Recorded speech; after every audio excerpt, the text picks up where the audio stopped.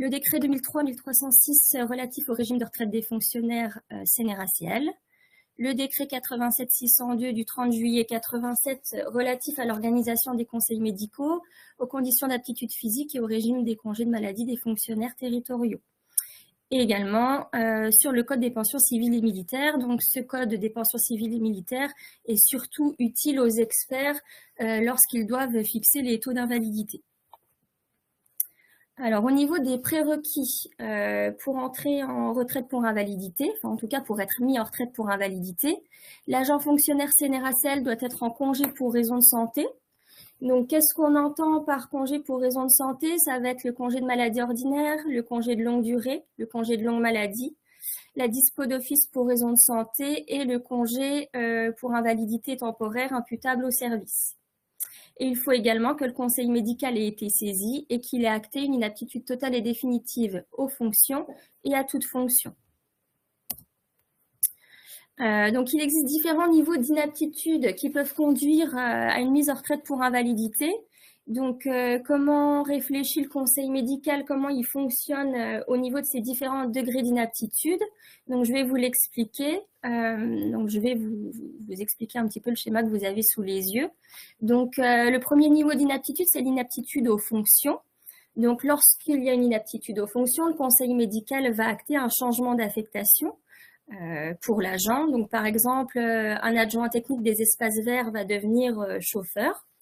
Donc, évidemment, il faut que ce soit possible. On sait très bien que dans certaines collectivités et dans certaines situations, c'est pas possible. Et dans ce cas-là, on va passer au niveau d'inaptitude supérieure. Donc, à ce moment-là, il y aura une inaptitude aux fonctions et aux fonctions correspondant aux emplois du grade. Dans ce cas-là, il sera possible d'entrer dans une période préparatoire au reclassement et d'être reclassé. Donc, dans le cas où l'agent refuse le reclassement, donc on passe au degré d'inaptitude supérieure, donc inaptitude totale et définitive à toute fonction, avec une procédure de mise en retraite pour invalidité. Il faut savoir que dans ce cas-là, lorsque l'agent refuse le reclassement, il ne peut prétendre à l'octroi de l'ARE, donc l'allocation pour le retour à l'emploi, dont Fanny vous parlera un peu plus longuement tout à l'heure. Pour en venir à l'inaptitude aux fonctions correspondant aux emplois du grade, lorsque le reclassement est accepté par l'agent mais qu'il est impossible pour quelque raison que ce soit, il n'aboutit pas ou alors il n'y a pas de poste disponible, c'est pareil, on passe à une inaptitude totale et définitive à toute fonction et ça nous mène à une procédure de mise en retraite pour invalidité. Donc voilà, on peut démarrer avec une inaptitude totale à ces fonctions et être mise en retraite pour invalidité, en fonction des solutions qui sont proposées à l'agent par la collectivité, mais surtout en fonction des possibilités de la collectivité. Concernant les conditions d'admission à la retraite pour invalidité, donc il faut être titulaire affilié à la CNRACL, il faut être positionné en congé pour raison de santé, donc c'est les congés que j'ai évoqués tout à l'heure, maladie ordinaire, longue maladie longue durée, CITIS et dispo d'office pour raison de santé. Il faut qu'il y ait une inaptitude totale et définitive à l'exercice des fonctions et de toute fonction, ou uniquement à l'exercice des fonctions et des fonctions correspondant aux emplois du grade et ne pas avoir pu être reclassé dans un emploi compatible avec son état de santé. Il faut que la pathologie qui a entraîné l'incapacité définitive et absolue ait été contractée ou aggravée au cours d'une période durant laquelle l'agent acquérait des droits à la retraite. Et il faut que l'inaptitude soit reconnue par le conseil médical, donc saisine obligatoire du conseil médical. Il faut savoir que la mise en retraite pour invalidité peut survenir à n'importe quel moment dans la carrière d'un agent parce qu'il n'y a pas de condition de durée de service, il n'y a pas de condition d'âge minimum, ni de taux minimal d'invalidité. Donc ça, c'est important de le savoir parce que souvent, les collectivités sont surprises lorsqu'une mise en retraite pour invalidité est prononcée pour un agent qui est plutôt jeune. Donc, il n'y a pas de condition d'âge minimum, c'est vraiment en fonction de l'état de santé de l'agent. Il existe différents types de retraite pour invalidité, donc vous l'avez peut-être vu lorsque vous faites des saisines du conseil médical formation plénière. Il y a deux motifs pour la retraite pour invalidité. Donc vous avez la retraite pour invalidité non imputable au service. Donc ça va plutôt concerner les agents en congé pour raison de santé suite à des pathologies d'origine non professionnelle. Donc ça concerne la maladie ordinaire, la longue maladie, la longue durée, la disponibilité d'office pour raison de santé. Pour la retraite, pour invalidité imputable au service, là, ça concerne plutôt les agents qui sont en congé pour raison de santé dans le cadre d'une pathologie d'origine professionnelle. Donc, qui sont en CITIS, en congé pour invalidité temporaire imputable au service, dans le cadre d'une maladie professionnelle ou d'un accident de service. Donc, il existe 2 cas d'admission pour la mise en retraite pour invalidité. Donc, un agent peut être admis en retraite anticipée pour invalidité à sa demande, c'est-à-dire que l'agent doit adresser une demande par écrit à son autorité territoriale au moins 6 mois avant la date d'effet souhaité. Donc, quand on dit au moins 6 mois, c'est par rapport au délai de la CNRACL. Et donc, il faut que l'agent soit inapte totalement et définitivement à l'exercice de ses fonctions et de toute fonction, et que ça a été constaté par un médecin agréé. Donc, les expertises, elles peuvent être réalisées au centre de gestion auprès du service de médecine agréé de contrôle. Concernant la mise en retraite pour invalidité, elle est possible à tout moment sur demande de l'agent, même si le fonctionnaire n'a pas épuisé l'intégralité de ses droits à congé. Donc, même si votre agent il est positionné en longue durée et qu'il n'a pas fait ses 5 ans de longue durée, il peut quand même demander sa mise en retraite pour invalidité. Ce qui va être important, c'est vraiment l'inaptitude totale et définitive aux fonctions et à toute fonction. Ce sera vraiment le point de départ pour une demande de mise en retraite pour invalidité. Il faut savoir que la mise en retraite pour invalidité, ce n'est pas toujours dans l'intérêt de l'agent. Il y a des méthodes de calcul particulières pour le calcul des rentes d'invalidité et pour la retraite. Donc, c'est pas toujours à l'avantage de l'agent de faire sa demande s'il n'a pas épuisé l'intégralité de ses droits à congé. Le second cas d'admission, ça va être la mise en retraite pour invalidité d'office ou subie. Donc, la collectivité, elle engage une procédure de mise en retraite pour invalidité auprès du conseil médical. Il y a une saisine qui est réalisée sans demande de l'agent. Que ce soit pour une pathologie professionnelle ou non professionnelle, le fonctionnaire qui est placé en congé de maladie pour raison de santé, il doit être, comme je vous l'ai dit auparavant dans l'autre cas d'admission, inapte totalement et définitivement à l'exercice de ses fonctions.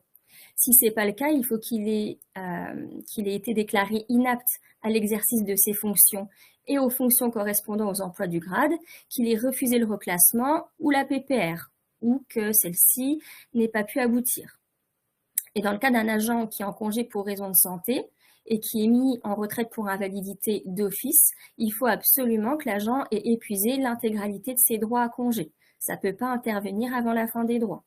Donc l'agent qui est en congé de longue durée, pour être mis en retraite pour invalidité d'office, il faut qu'il ait épuisé ses 5 ans. Et dans ce cas-là aussi, l'avis du conseil médical est obligatoire.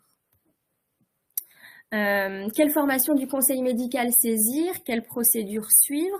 Donc, en fonction du congé pour raison de santé de l'agent, la procédure est différente. Pour les agents en congé de maladie ordinaire, longue maladie, longue durée, voire dispo d'office pour raison de santé, on va saisir dans un premier temps le conseil médical formation restreinte.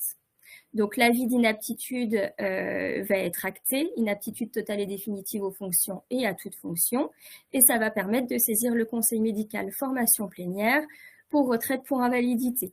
Donc, l'avis favorable est rendu par le conseil médical formation plénière et le dossier peut être constitué auprès de la CNRACL. Pour les agents en congé pour invalidité temporaire imputable au service, la procédure est un peu moins longue puisqu'on saisit directement le conseil médical formation plénière qui va rendre son avis par rapport à la mise en retraite pour invalidité. Une fois l'avis favorable rendu, on peut constituer le dossier de retraite pour invalidité auprès de la CNRACL. Et donc, c'est à ce moment-là que nos collègues de la retraite, et notamment Fanny, prennent le relais. Donc, je lui laisse la parole pour la suite. Effectivement, merci Maureen. Donc, concrètement, la constitution du dossier est la plateforme PEPS. Donc, vous devez le savoir ça fait 1 an à peu près qu'on suit cette procédure. Je vais essayer de cliquer sur les liens. J'espère que ça va. Oui, a priori, c'est bon. Non, ça a l'air bon. Ouais, c'est bon. Donc, sur notre site internet, notre page n'a pas changé depuis 1 an. Mais en fait, c'est pour vous expliquer que désormais, soit on gère les dossiers pour votre compte, vous, les collectivités, donc de façon payante, soit vous gérez en autonomie directement avec la CNRACL. Voilà, donc je pense que vous avez quand même l'habitude depuis 1 an. Voilà, mais c'était un petit rappel, c'est important parce que toute la suite de la présentation va aussi découler de ça. Alors, je referme. Voilà, c'est bon, ça revient. Et d'ailleurs, j'ai mis le deuxième lien des prestations à la carte avec l'histoire de la convention du pôle carrière instance paritaire retraite. Donc ça, vous la connaissez aussi, en principe. Alors, hop, pardon. Alors, si autonomie choisie, je vous ai mis un lien en dessous, même 2 liens. Donc là, ça renvoie sur le site de la CNRACL. En fait, nous, service retraite, on est bien sûr là pour vous aider, vous guider, mais vous le savez, avec notre nouvelle procédure, en fait, il faut surtout nous consulter pour des renseignements, notamment sur le CIR. Mais sinon, si vous avez besoin d'aide vraiment dans la complétude du dossier, c'est vraiment auprès de la CNRACL qu'il faut se tourner si vous ne faites pas appel à nous dans le cadre d'une prestation payante. Pareil, j'ouvre les liens. Vous aurez le support prochainement, donc je vous inviterai fortement à ouvrir les liens quand vous aurez le support. Alors, vous voyez le site de la CNRACL, il y a toujours un petit robot qui s'affiche pour discuter avec vous, donc vous pouvez le diminuer. Donc, concrètement, sur le site, donc nous, on va faire également une note qu'on va vous envoyer, enfin, on a fait une note qui devrait vous être envoyée prochainement, dans les prochains jours, avec un logigramme, donc conjointement entre service retraite, le service instance médicale, le service conseil juridique. Et ça récapitule beaucoup de choses sur la retraite pour invalidité, mais il faut savoir qu'en plus de tout ça, et du support d'aujourd'hui, on a également donc le site de la CNRACL qui vous rappelle la réglementation, la procédure, et hop, sur le deuxième lien que je vous ai mis, ça vous rappelle carrément les étapes. Donc là, c'est vraiment pour les collectivités qui gèrent en autonomie leur dossier. J'insiste bien là-dessus, puisque pour les dossiers qui nous sont confiés, on s'occupe de tout et on vous guide en fait au fur et à mesure par mail ou par téléphone. Voilà. Hop. Donc la suite. Donc un petit rappel sur les principaux imprimés. Donc, je vous laisse regarder le schéma. Je ne vais pas tout vous expliquer, ça prendrait trop de temps. Mais ce qu'il faut retenir, donc là, c'est un schéma qui vient de la CNRACL. Mais en fait, le service des instances médicales intervient au milieu. Tu me disais, Morane, là, pour la transmission entre employeur et médecin agréé, employeur conseil médical, c'est toujours le secrétariat des instances médicales qui est au milieu et qui gère. Voilà, nous, on réceptionne le formulaire AF3 complété en page 1 et on le transmet au médecin agréé lorsque la visite est organisée. C'est ça. Ouais. Alors, pareil, j'ouvre le lien. Pourquoi je le fais? C'est pour que vous preniez l'habitude de le faire quand vous aurez le support, parce que il y a vraiment beaucoup de choses qui sont expliquées sur le site et il y a carrément des notices. Même si donc le service des instances médicales est là et nous également, ça peut être toujours bien de lire les notices et de jeter un œil sur ces pages-là. Alors, ensuite, concrètement, comment est-ce qu'on fait, nous, quand on fait un dossier pour votre compte, dans le cadre d'une convention, un dossier d'invalidité, ou vous, si vous le faites en autonomie? Donc, vous avez l'habitude, et pour les personnes qui nous suivront lors de la matinée RH du 13 mai, je vais rappeler tout ça, la plateforme PEPS. Mais en fait, ce qu'il faut quand même savoir là, c'est que quand on génère un dossier sur la plateforme, donc la plateforme a changé depuis le mois de septembre, donc c'est un petit peu différent d'avant. Et quand vous créez une demande, vous voyez la deuxième capture, il faut bien sélectionner en créant la demande une demande pour invalidité. Voilà. J'ai pas mis la suite, mais c'est intuitif. Normalement, si vous regardez bien la page, vous trouvez l'info. Voilà. Par contre, c'est intuitif, mais c'est pas si simple. C'est aussi pour ça qu'on est là dans le cadre des prestations. Donc, je vous ai mis pour les collectivités qui gèrent en autonomie un lien, encore un support de la CNRACL. Ils en produisent tout un paquet, donc il ne faut pas hésiter à les utiliser. Et là, vous voyez, c'est un support qui est accessible sur le tableau de bord, sous le point d'interrogation, pour les collectivités qui ont l'habitude de travailler avec nous. Et je crois que c'est la page 58, il me semble, qui parle de de l'invalidité. Voilà. Et là, en fait, il vous explique point par point comment compléter un dossier d'invalidité sur PEPS. PEPS Gulli, hein, ça a 2 noms maintenant. Voilà. Bon, voilà, je vous laisserai regarder tout ça, mais c'est important que vous ayez l'info. Ensuite, par rapport à la date de radiation des cadres. Donc, comme vous le voyez en bas, là, on a noté, à savoir, les dossiers seront traités par les gestionnaires CNRACL par date de radiation des cadres. Donc, petite astuce pour les dossiers d'invalidité sur PEPS. En fait, je l'ai déjà dit à bon nombre d'entre vous quand on échange par téléphone ou par mail, la date est fictive. Pour l'invalidité sur PEPS, elle est fictive. C'est une fausse date qui sera remise à jour par la CNRACL beaucoup plus tard quand on versera l'arrêté de radiation. Voilà. Donc, du coup, pour l'astuce, c'est de mettre la date du conseil médical, puisque comme les gestionnaires traitent par date de radiation, même si vous faites le dossier 2 mois après la date du conseil médical, votre dossier sera prioritaire par rapport à d'autres. Parce que si vous mettez une date dans 6 mois, comme il est noté là, normalement dans la procédure officielle, il faut fixer une date de radiation des cadres au plus tôt le jour de l'avis favorable. Mais ça un peu, vous l'estimez, mais vous ne pouvez pas connaître la vraie date de l'avis favorable de la CNR. Une date de l'avis favorable de la commission plénière. Oui, voilà, c'est ça. Ouais. Donc, dans tous les cas, voilà, mettez la date du conseil médical, c'est le plus simple, et au moins votre dossier sera prioritaire dans le traitement à la caisse à Bordeaux. Ensuite, comme vous le savez, pour les personnes qui gèrent avec nous, et comme vous allez le découvrir pour les autres collectivités, les délais sont très longs, donc il ne faut pas hésiter à anticiper toutes les démarches. Nos délais à nous sont assez fluctuants, à nous, service retraite, sont assez fluctuants. On peut s'organiser pour les faire plus ou moins rapidement. Par contre, les délais qui ne bougent pas, ce sont ceux de la caisse. On ne peut rien faire. Les délais sont incompressibles, donc c'est souvent 6 à 8 mois après envoi du dossier que le service de la CNRACL dédié à l'invalidité va commencer à regarder le dossier. Et pas avant, même si on les presse, c'est très compliqué. Donc, c'est pour ça, les dossiers-là, il faut vraiment les avoir en ligne de mire, il faut faire très attention aux délais. Et donc, anticiper un maximum comme on va essayer de faire pour l'avenir pour les dossiers qu'on fait en prestation payante, par exemple. Alors, on va parler du chômage maintenant, parce que je vois que l'heure tourne, donc je ne voudrais pas pénaliser mes collègues. Alors, il y a quelque chose à savoir de plutôt important. En fait, à l'issue de la radiation des cadres de l'agent, il est possible que l'ancien agent essaie de s'inscrire auprès de France Travail, ex-Pôle emploi. Mais vous devez le savoir, il y a un système de l'auto-assurance pour les fonctionnaires.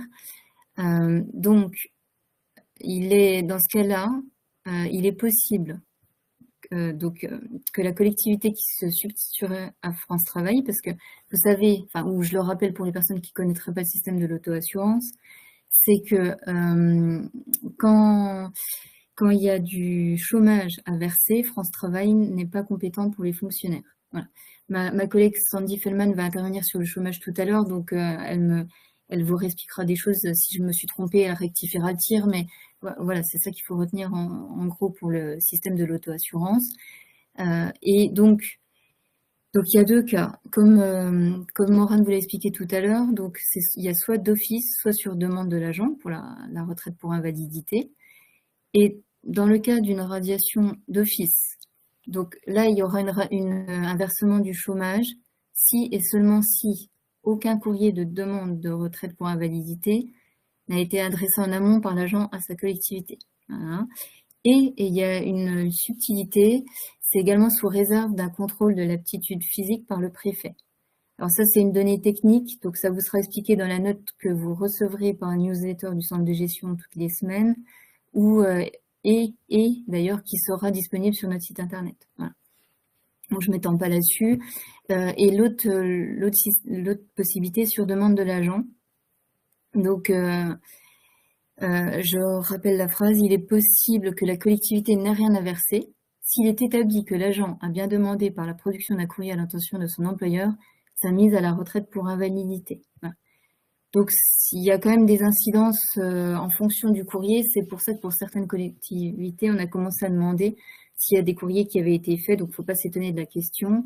Et voilà, il faudra que vous, les collectivités, que vous soyez vigilantes là-dessus. Et donc, l'arrêté à prendre en conséquence devra bien évidemment être adapté. Des modèles sont disponibles à la demande chez nous. Donc, il faudra nous demander, parce qu'ils ne sont pas disponibles sur Agir, on a fait exprès, parce que c'est assez compliqué, donc il faut, voilà, pour Agir, c'était pas adapté. Par contre, pensez quand même à saisir la ligne sur Agir, comme toute donnée carrière. Et il y a également la possibilité de reprise d'une activité à l'issue de la radiation pour invalidité. Donc c'est un cumul libre, en fait, ce principe du cumul libre. L'agent qui a été radié peut cumuler avec sa pension d'invalidité à 35 heures, par exemple, dans le privé ou dans le public. Mais dans le public, c'est en tant que contractuel, bien sûr, et pas en tant que fonctionnaire. Voilà, donc je vous ai mis des liens. Je vous inviterai également à aller les voir. Là, je ne vais pas les ouvrir, on n'a plus assez de temps. Et enfin, donc, les modes de contact. Alors, évidemment, pour le CDG, vous avez l'habitude maintenant, donc c'est Aura. Donc, le service des instances médicales a sa page dédiée. Je crois que c'est l'avant-dernier dans prévention, prévention santé. Et ensuite, le chemin, c'est instance médicale. Oui, c'est ça. Voilà. Et nous, c'est dans carrière RH retraite, demande de renseignement, ou si vous nous sollicitez pour un dossier payant, ce sera dans demande de réalisation d'un dossier. Voilà. Et après, il y a évidemment, pour les collectivités qui gèrent en autonomie leur dossier, les coordonnées de la CNRACL.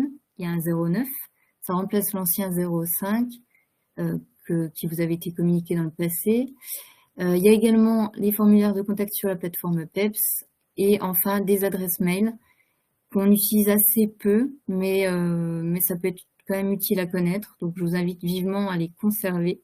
Quand vous aurez le support, voilà, gardez-les bien, ça peut servir. Voilà. Et puis, si vous avez des questions, n'hésitez pas à les poser dans le chat. On y répondra probablement par écrit ou plus tard en revenant vers vous, sachant que chaque situation est quand même assez personnelle la plupart du temps. Chaque dossier, il faut l'étudier.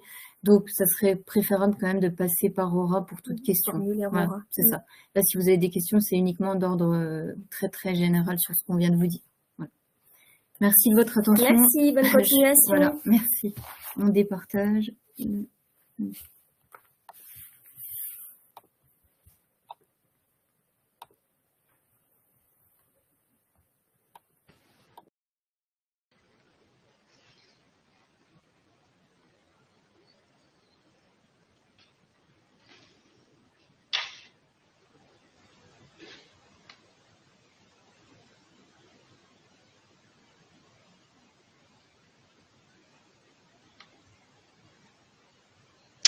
Alors, du coup, je vais prendre le relais puisque mes collègues, je ne sais pas trop. Voilà, donc je me présente, je suis Géraldine Rochotte. Je suis chargée de mission compétences au sein du centre de gestion. Je vais vous partager mon écran. Donc, je suis en train de le faire.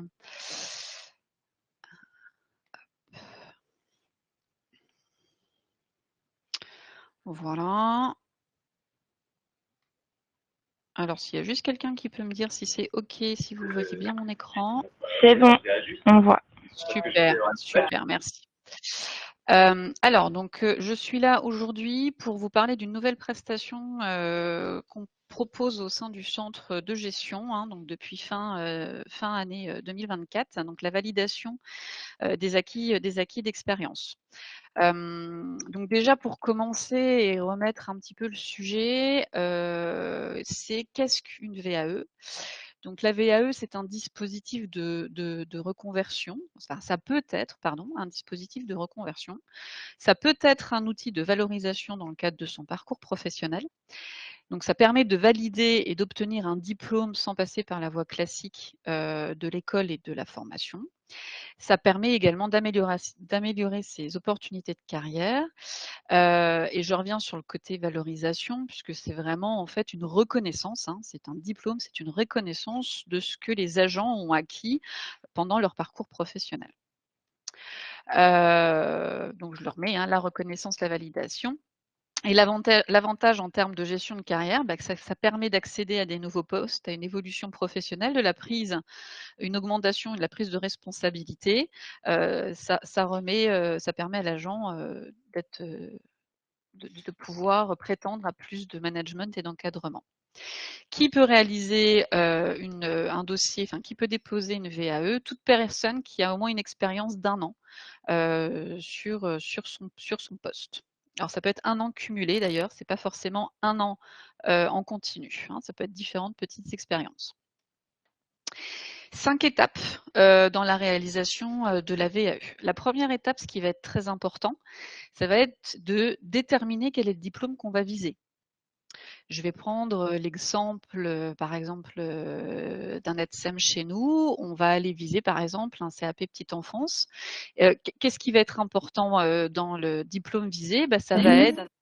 Oui, Géraldine, oui. je ne vois pas ton diaporama défiler. Je pense que Ah, tu actionnes les slides. oui, je Voilà. les actionne, mais vous ne les voyez pas. OK. Si je reste comme ça, vous voyez ou pas? Est-ce que tu peux mettre peut-être en mode lecture ou diaporama? Bah, c'est ce que Juste en bas dans les petits logos, non? Vous voyez défiler là ou pas? Là, on voit les étapes de la VAE, c'est bon? Oui, bon, c'est bon, c'est ça, on est bien. Ça marche, merci. Merci beaucoup Brigitte. Donc je reprends. La première étape, l'importance de bien définir le diplôme visé, parce que le choix de ce diplôme va aussi nous donner quel va être le certificateur. Le certificateur, c'est l'établissement de professionnels qui vient dire tout au long du dépôt du dossier de la VAE, qui vient évaluer le niveau de l'agent pour, in fine, donner et octroyer le diplôme. Donc c'est vraiment important. Ensuite, on a le dépôt de ce qu'on appelle le livret 1, autrement appelé la recevabilité. C'est le dossier de recevabilité, c'est la validation. En fait, on vient demander l'autorisation de déposer une VAE, pour faire simple. Donc, c'est un CV++ avec une présentation de son parcours professionnel pour venir demander le droit de déposer le livret, cette fois numéro 2, qui est vraiment le dossier de constitution de la VAE. Donc là, on a tout un dossier qui est constitué avec beaucoup de travail rédactionnel où on vient décrire ce qu'on fait au quotidien. En respectant bien entendu le cahier des charges du certificateur et en respectant les rubriques de compétences qui sont à mettre en exergue. Il est important aussi de noter qu'au-delà du travail rédactionnel des compétences, l'agent doit venir apporter une preuve de la bonne réalisation de cette tâche. Donc sur certains postes, par exemple administratifs, on va pouvoir venir apporter des mails, des comptes rendus de réunion. On vient justifier de nos acquis. Une fois qu'on a déposé notre livret 2, on attend donc du coup le retour du jury. On reçoit une convocation environ 15 jours avant de passer, où là on va aller passer donc notre oral devant un jury constitué de professionnels du diplôme pour venir expliciter et présenter la maîtrise des compétences qui ont été présentées dans le livret. Et la dernière étape, donc, qui est la phase de décision, donc le jury est en droit de donner à 100% ou pas le diplôme. Donc on peut aussi avoir validé plusieurs blocs de compétences et le revenir en fait du coup sur des dates ultérieures pour valider le diplôme. Donc les membres du jury, donc je l'ai explicité, c'est des professionnels. Alors pardon, j'ai laissé de la santé, mais ça va dépendre du diplôme, bien entendu, des formateurs et des représentants des institutions. Et donc c'est vraiment son objectif, c'est la pertinence des expériences qui sont choisies. On ne vient pas demander à ce qu'un agent il recopie un référentiel d'une formation, il doit vraiment apporter la preuve opérationnelle de sa capacité à réaliser le poste. Alors dans tout ça, c'est quoi l'accompagnement du centre de gestion? Qu'est-ce qui est proposé aujourd'hui? Donc dans les modalités… Je crois qu'on Pardon? ne voit pas non plus encore défiler, ça défile plus le PowerPoint, on est toujours sur les étapes de la VAE. Alors, je recommence. Voilà, le rôle du jury, là c'est bon, normalement, je pense. Est-ce que là, tu vois l'accompagnement du centre de gestion? Je vois le rôle du jury. Alors en fait, faut que je sorte. J'ai l'impression qu'il faut que je sorte et que je revienne. Les modalités pédagogiques, là, vous voyez ou pas? Ah purée, ça me Oui. remet à chaque fois. Modalité pédagogique. Oui. Je vais rester. Je sais pas pourquoi ça fait ça. Je vais rester comme ça. C'est bon? Vous Oui, voyez? c'est bon. Ok. Oui. Alors, donc les modalités pédagogiques. Donc aujourd'hui, dans le cadre de l'accompagnement qui est proposé, en fait, c'est un 20 heures d'accompagnement dans la globalité. Il faut savoir qu'en moyenne, on est, pour pouvoir monter un dossier dans sa globalité, c'est une petite année. Puisque déjà entre le dépôt du livret 1 et la recevabilité, vous pouvez avoir des délais de 1 mois, voire 2 mois. Le temps après de travailler sur toute la constitution du livret 2, il faut compter en moyenne 6-8 mois en fonction de son niveau d'autonomie, plus derrière les dossiers de traitement chez le certificateur avant de recevoir la validation et la convocation pour l'entretien du jury. D'où aujourd'hui 70 heures qui sont réparties donc à 6 entretiens en individuel en présentiel de 2 heures. Donc avec ce qu'on appelle un architecte accompagnateur du parcours, donc c'est l'ALAP, qui est aussi un conseiller en évolution professionnelle. Donc je vous dirai après, hein, mais la mission principale de l'accompagnateur et du centre de gestion, elle est d'accompagner à développer une pratique réflexive. Ça, c'est important de le comprendre. Ça veut dire quoi? Ça veut dire qu'on va apporter une méthode à l'agent. On va apporter une structuration et on va l'aider à rédiger et à expliciter au mieux la valorisation de ses compétences et de son savoir-faire. Voilà, donc à aucun moment, l'accompagnateur n'est là pour rédiger ou faire à la place de l'agent. C'est vraiment un soutien et un accompagnement au quotidien. On a 4 heures donc de suivi en distanciel, hein, donc en relecture des dossiers, en conseil de rédaction, en échange de mails. Hein, faire une VAE, c'est souvent des montagnes russes. Hein. Il y a des moments ça va tout bien, des moments on est dans le doute. Donc on a vraiment besoin d'avoir un guide et quelqu'un qui est là pour pouvoir nous remettre, nous accompagner à la constitution du dossier. Et puis ensuite, on a la préparation à l'oral de l'entretien du jury. Hein. L'exercice d'un oral n'est pas forcément évident pour tout le monde. Donc là, on a 2 entretiens individuels en présentiel également au centre de gestion. Les modalités administratives et financières, donc le coût pour un 70 heures aujourd'hui par le centre de gestion, donc c'est 1 400 €. Comment se faire financer aujourd'hui cet accompagnement-là? Donc ça peut être dans le cadre du compte personnel de formation. Alors là, je pense notamment aux agents qui ont pu être contractuels et qui peuvent avoir aujourd'hui des fonds autres. L'employeur ou également à titre personnel, aujourd'hui, c'est une possibilité. On a des agents qui peuvent investir, hein, puisque c'est un vrai investissement derrière pour leur carrière et la sécurisation de leur poste. Dans un deuxième temps, je pensais que c'était intéressant d'expliciter ce qui était la demande de congé, cette fois pour VAE, hein, dans le cadre de la fonction publique territoriale. Alors oui, juste avant, pardon, j'ai sauté les bénéficiaires. Donc, qui peut bénéficier de la VAE? Tout fonctionnaire et agent contractuel en position d'activité. Donc le congé VAE ne peut pas excéder 24 heures du temps de service, mais c'est considéré donc comme du temps de travail.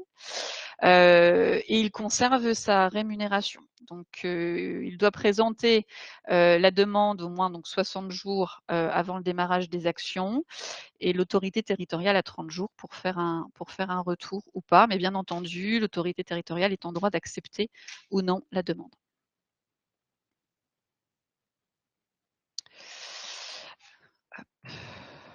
Voilà, donc je suis restée très généraliste puisqu'aujourd'hui c'est une nouvelle prestation et je voulais pas rentrer dans les détails. Pour ceux que ça intéresse, je suis disponible, alors comme mes collègues, hein, par aura, par téléphone. N'hésitez pas. De toute façon, on en reparlera de manière, je pense, régulière et notamment lors du prochain colloque des secrétaires de mairie. Voilà. Question, Géraldine, qui a été posée par Madame Didier. Je ne sais pas si tu peux répondre sur le concours d'ADSEM. Est-ce que le fait de passer une VE peut faire, permettre de passer le concours? Il me semble que non, c'est pas suffisant. Mais... Non, c'est pas suffisant. Alors, c'est ce qui fait que la VAE, en termes du nombre de demandes qu'on va avoir au sein de la fonction publique territoriale aujourd'hui, on a du mal encore à estimer. Pour nous, c'était important de pouvoir répondre aux agents qui le souhaitaient. Mais en effet, on va avoir en même temps la passation de la VAE pour le diplôme et en plus le concours d'ADSEM. Donc, c'est vrai que pour des agents, ça peut être redondant.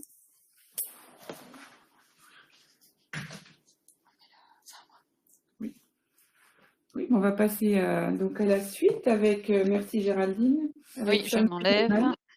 Voilà, si tu as terminé. Hop. Normalement, c'est tout bon. Je me suis déconnectée. Donc, bonjour à tous.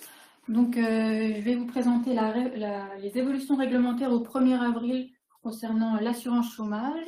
Donc, je vais préparer. Hop,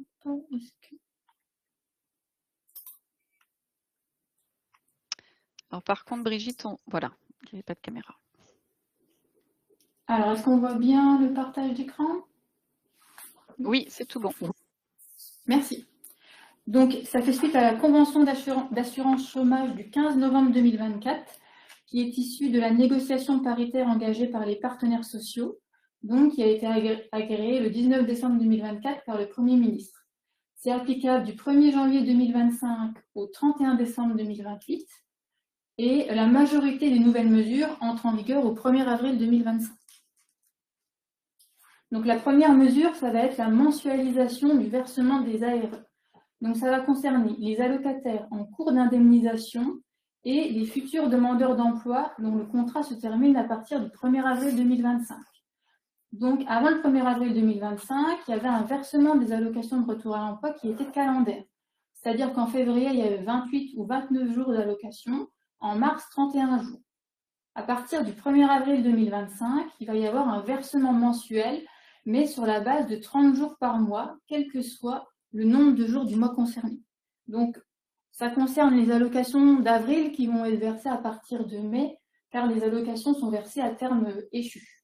Donc, en avril, il y aura bien 30 jours, mais en mai, il y aura également 30 jours d'allocations qui vont être versés. Ça défile. C'est bon. Ensuite, il y a une nouvelle condition d'âge pour déterminer la période de référence d'affiliation. Alors, la période de référence d'affiliation, c'est la période sur laquelle on va rechercher les emplois qui ont été effectués pour connaître le droit à chômage de l'agent. Donc, avant le 1er avril 2025, pour les moins de 53 ans, la période de référence était de 24 mois, précédant la date de radiation de l'agent. Pour les 53 ans et plus, c'était une période de référence de 36 mois. À compter des fins de contrat du 1er avril 2025, dans le but d'harmoniser avec la réforme des retraites, pour les moins de 55 ans, la période d'affiliation va être de 24 mois. Et pour les 55 ans et plus, ça va être à partir de 36 mois. Donc, on décale de 2 ans l'âge pour la période de référence d'affiliation. Il y a également des changements concernant la durée d'indemnisation maximale, avec les changements d'âge. Désormais, les 548 jours calendaires maximum d'indemnisation aux allocations de retour à l'emploi vont concerner les moins de 55 ans. Les 680 jours calendaires maximum, les 55 ans et les 56 ans. Et les 822 jours calendaires maximum d'indemnisation, les 57 ans et plus. Ces durées tiennent compte déjà de l'application d'un coefficient réducteur qui est appliqué depuis le 1er février 2023, qui varie en fonction du marché de l'emploi. Il va également y avoir une nouvelle condition d'âge pour le maintien des droits des agents qui sont proches de la retraite. Ça concerne, donc c'est encore le but d'harmoniser avec la réforme des retraites. Donc, à partir de l'âge légal de départ à la retraite, si l'agent n'a pas le nombre de trimestres pour bénéficier d'une retraite à taux plein, les allocations chômage vont continuer à être versées jusqu'au moment où il a cumulé le nombre de trimestres requis dans la limite des droits au chômage de l'agent. Donc, il y a d'autres conditions encore pour bénéficier de ce maintien, notamment être indemnisé depuis au moins 1 an et un nombre de trimestres minimal de retraite quotidienne. Il y a également un allongement possible de la durée d'indemnisation en cas de formation. Donc, ça concerne les allocataires âgés de 55 ans et plus qui ont suivi des formations pendant la durée de l'indemnisation au chômage et dont la dernière fin de contrat a lieu après le 1er avril 2025. Donc, maximum, il y a une durée d'allongement de 137 jours d'indemnisation en cas de formation. Si la formation a duré 90 jours, la durée d'allongement sera de 90 jours maximum. Par contre, si la formation a duré 200 jours, l'allongement est de 137 jours maximum. On n'ira pas plus loin. Il y a également une dispense de la dégressivité de l'allocation à partir de 55 ans. Il y a un mécanisme de dégressivité quand l'allocation journalière est supérieure à 92,11 €. Ça s'applique à compter du 183e jour d'indemnisation. Il y a une baisse progressive de 30%. Et cette dégressivité ne s'applique pas aux allocataires qui sont âgés de 55 ans et plus, alors qu'avant la réforme, c'était 57 ans et plus. Il y a également des spécificités pour les créateurs et repreneurs d'entreprises. Donc, quand un allocataire crée ou reprend une entreprise, il y a deux possibilités. Soit il cumule les allocations de retour à l'emploi avec les revenus de son activité. C'est ce qui est choisi par 2/3 des demandeurs d'emploi. Soit il bénéficie de l'aide à la reprise ou à la création d'entreprise. Donc, il y a deux nouveautés pour ces dispositifs. Aujourd'hui, en cas de création ou de reprise d'entreprise et de cumul avec le revenu de l'activité, il y a un cumul intégral jusqu'à la consommation de l'intégralité des droits au chômage. Désormais, on va pouvoir cumuler que dans la limite de 60% des droits restants au chômage à la date de création d'entreprise. Et il y aura certaines conditions pour bénéficier des 40% restants. Il faudra faire une demande à la collectivité sous conditions de revenus.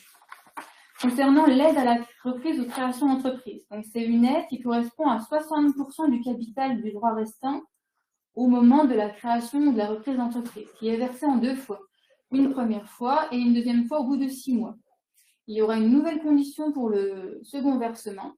Il faudra toujours justifier de la poursuite de l'activité de l'entreprise, mais également justifier que l'agent n'est pas titulaire d'un CDI à temps plein. Donc c'est une nouvelle condition. Il y a également une nouvelle reprise de droits possible en cas de démission. Donc, pour bénéficier de l'allocation de retour à l'emploi, l'une des conditions, c'est d'être involontairement privé d'emploi. Quand il s'agit d'une reprise de droit, c'est-à-dire que l'agent était indemnisé, qui reprend une activité et que cette activité, il la quitte volontairement dans une durée qui n'excède pas 88 jours travaillés ou 610 heures, et depuis sa nouvelle activité, il aura droit à une reprise de droit. Précédemment, c'était 65 jours travaillés ou 450 heures travaillées. Et ça concerne les allocataires qui ont une fin d'emploi à partir du 1er avril 2025. Il y a également une nouveauté concernant le délai de déchéance. Alors, le délai de déchéance, c'est le délai au cours duquel on peut indemniser l'agent des allocations de retour à l'emploi. Alors, il est d'une durée de 3 ans à laquelle on ajoute la durée du droit initial à chômage. Donc, par exemple, quelqu'un qui est indemnisé 548 jours et son droit à chômage a commencé au 1er avril, ça va être 548 jours plus 3 ans. Donc, c'est le délai d'échéance. Ce délai, il était calculé normalement en cas de reprise de droit. Désormais, il va devoir être calculé tous les mois. C'est-à-dire que si en cours d'indemnisation, il y a eu une reprise des droits et l'agent atteint ce délai de déchéance, il ne sera plus indemnisé. Il y a également des nouveaux motifs d'allongement de ce délai de déchéance. Lorsqu'il y a eu un arrêt de travail et qu'il y a eu des versements d'IJSS, que ce soit maternité, paternité, AT&T, et en cas de période de formation dans le cadre du contrat d'engagement ou du CPF. Et une dernière nouveauté, c'est la suppression de la contribution exceptionnelle temporaire de 0,05 points au 1er mai 2025, ce qui fait que le taux de contribution patronale d'assurance chômage passe à 4% au 1er mai 2025. Donc, j'ai fait le tour des principales mesures. Il y en a d'autres que vous pouvez retrouver dans la communication qui a été réalisée sur le site du CDG 88, qui concernait un peu moins les collectivités, mais si vous voulez regarder, il y a les documents sur le site internet. Donc, je ne sais pas s'il y a des questions. On n'en voit pas.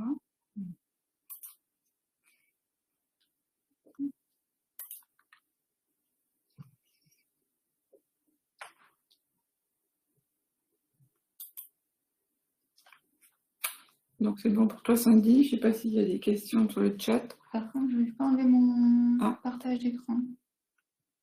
Ah, c'est bon. Il n'y a pas de questions.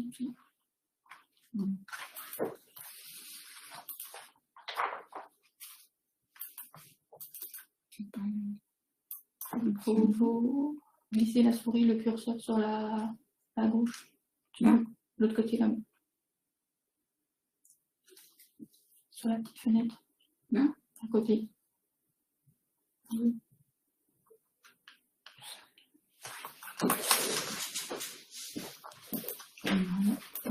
Attendez, hein. On est en train de caler le...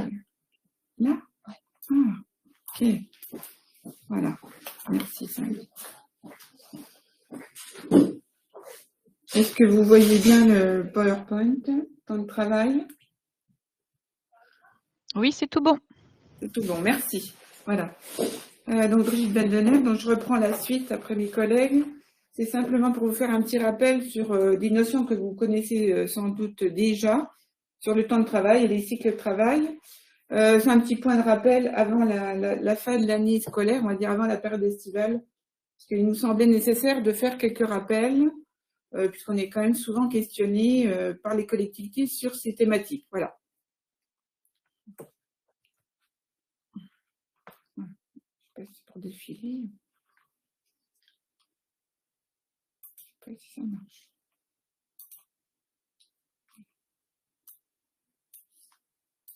On a toujours le PowerPoint. Vous le voyez? Ah, je suis en mode lecture normalement, mais...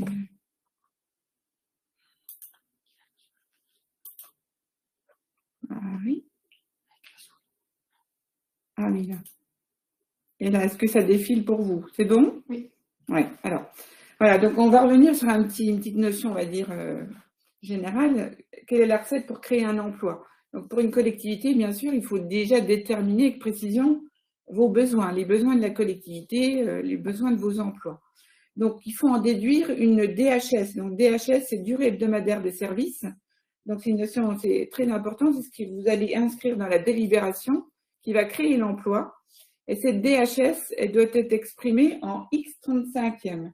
Donc, ce nombre d'heures, il est sur, voilà, 35. Si c'est 35, c'est un temps complet. Si c'est 20, 35e, donc ça sera un temps non complet. Voilà, donc c'est une fraction d'un temps complet. Donc, vous savez que la durée légale de travail est de 35 heures. Donc, ça, vous le connaissez déjà. Donc, on en déduit une DHS, mais ensuite, il faut fixer un cycle de travail en fonction de l'activité de l'emploi. Donc, cette activité, elle peut soit hebdomadaire, mensuelle, voire annuelle. Donc, on va venir au cycle annualisé. Donc, dans ce cas-là, il faudra saisir le CST, le comité social territorial, afin d'examiner ces cycles de travail et puis les inscrire éventuellement dans un protocole temps de travail. Bon, si vous n'avez pas de protocole, c'est une délibération éventuellement. Alors, le calcul de la durée hebdomadaire de service. Voilà, j'affiche les petits. Voilà. Donc, ça correspond en fait à une moyenne du temps de travail réalisé par l'agent qui va être nommé sur le poste. Pour ce faire, donc, il est nécessaire de maîtriser une règle mathématique que vous connaissez certainement, c'est la règle de 3. Voilà, donc je ne vous apprends rien. Et c'est ce qui va permettre de déterminer, en fonction des besoins que vous avez listés au sein de votre collectivité, le nombre d'heures, la fameuse DHS dont on parle. Voilà, donc vous allez pouvoir la déterminer ainsi. Voilà, donc on vous donne par exemple l'exemple. Bon, pour un temps complet, un agent qui a 35 heures, c'est 1607 heures effectivement que l'agent doit exécuter dans l'année. En revanche, pour un agent à temps non complet, imaginons que vous ayez besoin au total pour l'année de 1430 heures, pour ce poste-là bien précis, il vous faut déterminer la DHS qui correspond. Donc là, c'est la règle de 3. Donc, on multiplie 35 par 1430 et on divise par 1607. et on arrive à 31h14. Donc, si on remet en minutes, ça donne une DHS de 31h08. Voilà. Donc, ça veut dire que dans l'arrêté, enfin plutôt dans la délibération que vous allez prévoir dans votre collectivité, le poste sera la DHS sera de 31h14. Voilà. Donc, c'est ce qui sera inscrit aussi, bien sûr, dans l'arrêté qui va nommer l'agent et pour lequel vous allez préciser sa durée hebdomadaire de service. Voilà. Alors, on peut faire aussi l'inverse, c'est-à-dire que là, vous avez acté par exemple, un nombre d'heures dont vous avez besoin, 1430, mais on peut faire l'inverse. Imaginons que la collectivité ait financièrement uniquement les besoins pour un mi-temps, 17h50 par exemple. On va faire l'inverse, c'est-à-dire que pour un poste à 17h50, combien d'heures mon agent va devoir exécuter dans l'année? Donc là, on fera un calcul différent. Donc là, on fera 35 par 1400, enfin, par la durée hebdomadaire qu'on divisera par 1607. Voilà. Donc, on va faire un petit peu le calcul dans le sens inverse. On peut partir soit du besoin, donc le nombre d'heures réelles voilà, qu'on a prévu pour ce poste-là, ou à l'inverse, en fonction financièrement de la capacité que l'on a, de déterminer voilà, un nombre d'heures, 20 heures, 20 35e, 25 35e, et d'en déduire le nombre d'heures que vous aurez à imposer à votre agent. Voilà, on peut faire dans les deux sens. Alors, ce que je disais tout à l'heure, donc on a, déterminé la DHS. Il faut déterminer aussi dans la foulée un cycle de travail. Donc, le cycle de travail, en fait, c'est les horaires de travail de votre agent qui vont être définis à l'intérieur de ce cycle. Ce cycle, il peut varier entre un cycle hebdomadaire ou mensuel ou annuel. Voilà. Donc, il faut que ça soit, bien sûr, cette durée conforme aussi au décompte prévu réglementairement, voilà, sur l'année. Donc, les cycles, il faut savoir qu'ils peuvent varier en fonction de chaque service ou des fonctions exercées, des spécificités de chaque emploi, des contraintes de chaque emploi. Et l'organe délibérant, à raison de ces spécificités, va les déterminer voilà, dans un cycle qui va présenter pour avis auprès du comité social territorial placé auprès du CDG ou auprès des CST des communes de plus de 50 agents. Donc, le temps de travail est alors décompté par rapport à ce cycle. Alors, on peut vous donner un exemple, par exemple, un emploi qui est à temps complet, dont la DHS est donc de 35 heures, on peut avoir plusieurs cycles. Le cycle le plus courant, donc 35 heures sur 5 jours, donc 5 fois 7, 35. Ça peut être aussi un cycle de 37h30, donc ça veut dire que là, on dépasse la durée légale du travail, c'est une possibilité. Donc, ça veut dire que l'agent, en l'occurrence, dans ce cas précis, aura droit à des jours de RTT. Voilà, puisqu'il a dépassé 35 heures. C'est une possibilité de cycle. On peut aussi imaginer un autre cycle de 39 heures sur 5 jours, avec là aussi dégagement de jours RTT. Voilà, donc ce choix de cycle appartient bien sûr à la collectivité qu'il détermine, voilà, qu'il délimite dans un protocole aussi de temps de travail. Alors, l'annualisation, on en parle souvent, aussi dans certains secteurs d'activité, comme souvent les emplois qu'on trouve dans le scolaire, dans le secteur scolaire, périscolaire, dans l'animation, mais aussi dans le technique. Souvent, on trouve des cycles annualisés. Alors, qu'est-ce que ça veut dire annualiser? C'est une des modalités d'application d'un cycle de travail. Ça veut dire qu'on va lisser sur tout au long de l'année, voilà, le nombre d'heures à réaliser, voilà, en fonction voilà, des temps forts, des pics d'activité. On va rythmer ce cycle de travail tout au long de l'année. Donc, c'est lissé. Alors, on vous donne un exemple, par exemple, du NATSEM, le plus courant, qui a temps non complet, donc dont la DHS est de 33/35e. C'est un exemple. Hein. Voilà, la période scolaire, par exemple, pourrait être fixée sur 4 jours dans la semaine, un cycle de 36 heures, donc on dépasse un tout petit peu la durée légale du travail. Donc, vous savez que sur l'année scolaire, on a en moyenne 36 semaines d'école, voilà, donc 36 heures fois 36. Ensuite, on peut imaginer que l'agent travaille pendant les petites vacances scolaires qu'elle est amenée à aider ou à renforcer, par exemple, le personnel des centres aérés. Donc, elle pourrait éventuellement voilà, faire 39 heures sur 5 jours. Voilà, on pourrait imaginer 2 semaines de centres aérés sur les petites vacances. Sur les grandes vacances scolaires, la même chose. On peut imaginer qu'elle travaille 3 semaines. Et aussi, on imagine aussi qu'elle puisse travailler la veille de la rentrée scolaire. C'est souvent le cas, la pré-rentrée, l'agent est amené à faire voilà, de l'entretien, du ménage, afin de préparer la rentrée scolaire. Donc là, ça pourrait par exemple être 24 heures sur 3 jours, donc ce qui nous fait un total de 1515 heures. Donc ça correspond en fait à la DHS qui correspond à 33-35e. Voilà.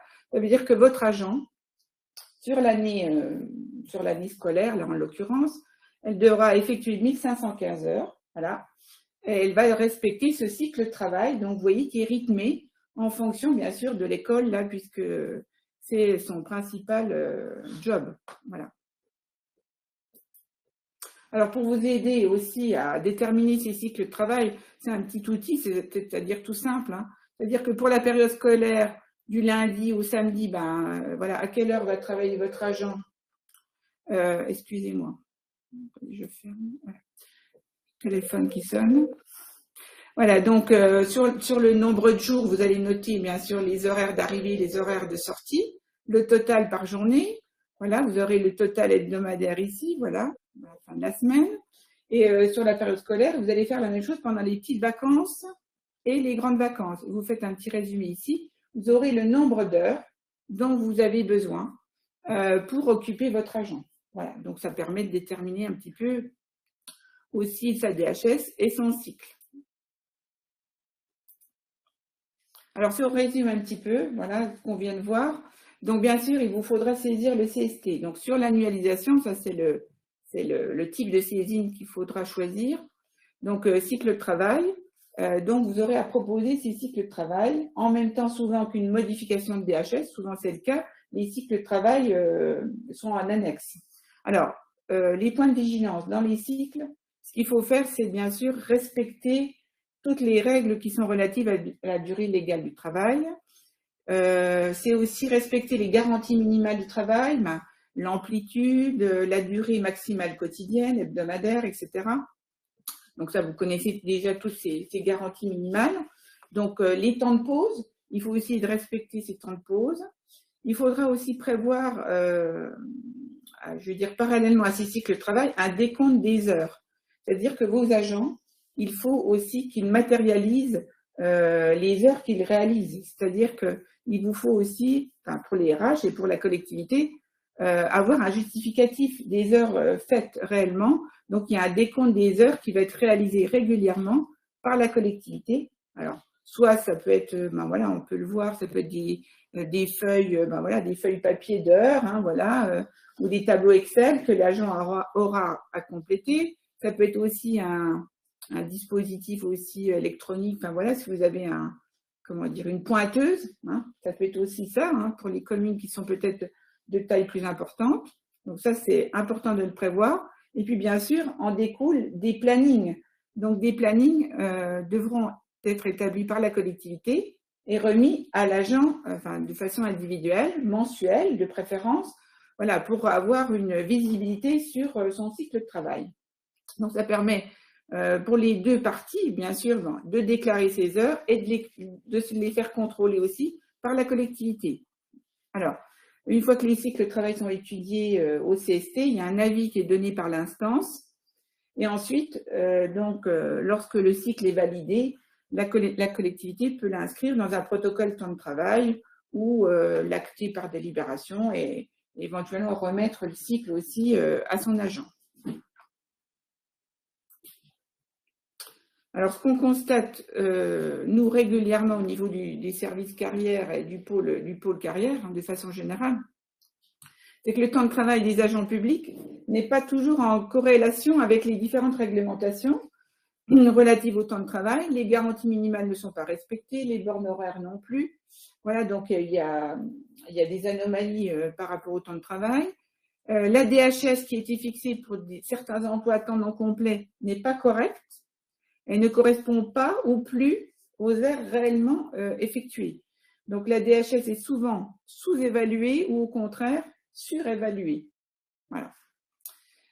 En fait, la mise en place de cycle de travail, elle doit avoir plusieurs objectifs.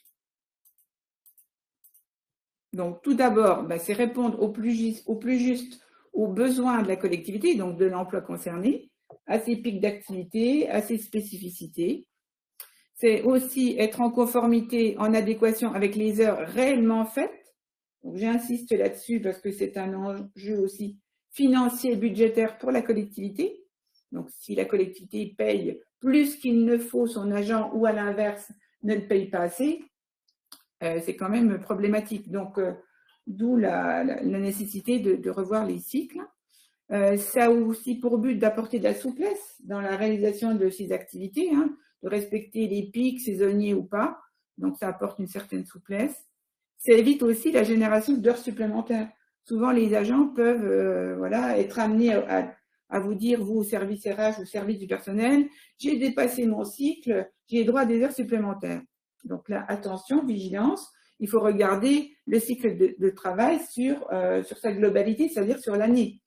Si tout a été pensé et déjà bien prévu de façon lissée sur l'année, il n'y aura pas forcément d'heures supplémentaires. Tout va on va dire, compenser au fil du temps. Voilà. Puis ça permet aussi d'établir un prévisionnel de la présence des agents sur une période donnée. Hein, donc, les plannings dont on parlait tout à l'heure.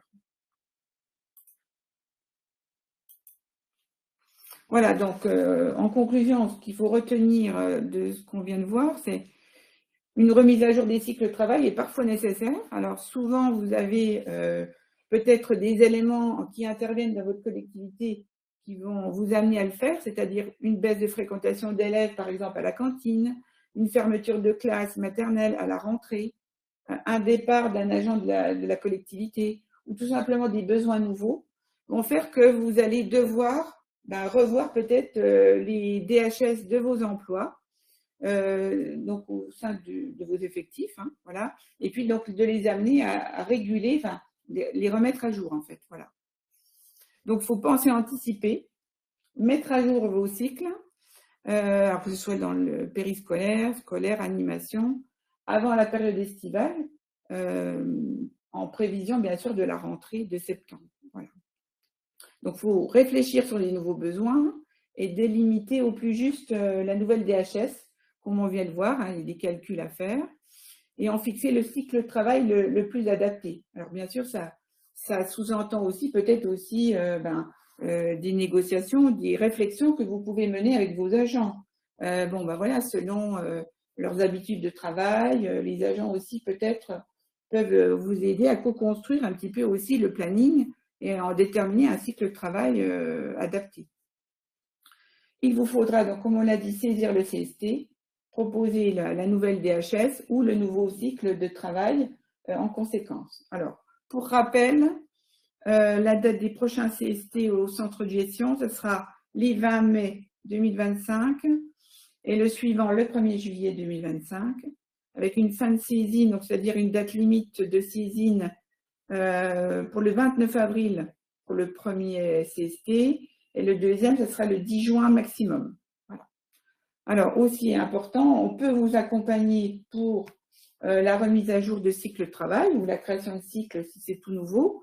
On peut vous accompagner à travers une prestation payante, donc sur la mise en place de cycle de travail. Donc ça, c'est une possibilité que le pôle CIP peut vous fournir. Et puis aussi une formation sur le temps de travail qui est prévue au centre le 16 juin 2025 sur une journée, qui peut revoir voilà, tous les principes de base qu'on a rapidement vus là à l'instant, et qui peut vous donner voilà, une vision globale de toutes les notions qu'il est nécessaire d'avoir sur le temps de travail. Voilà, j'en ai terminé avec le diaporama. Je ne sais pas s'il y a des questions par rapport à ça.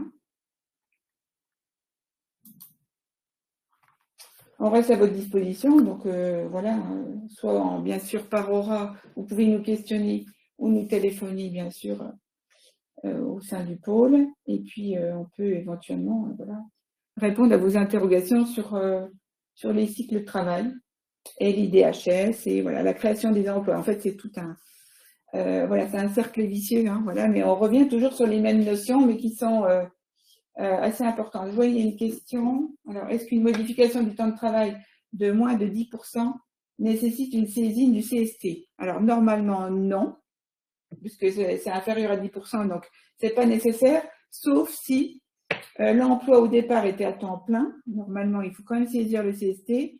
Et si il y a une perte de l'affiliation à la CNRACL. Donc ça, c'est une des conditions majeures pour que vous ayez à saisir le CST. Voilà.